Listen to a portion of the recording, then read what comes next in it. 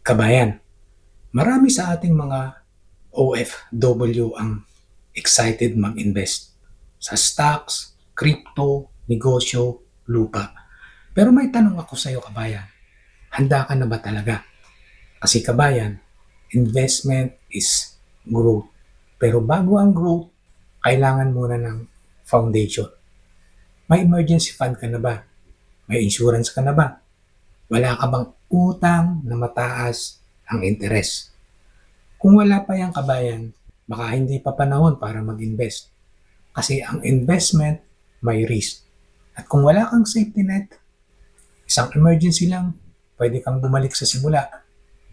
Kabayan, ang investment hindi takbuhan. Hindi ito paunahan.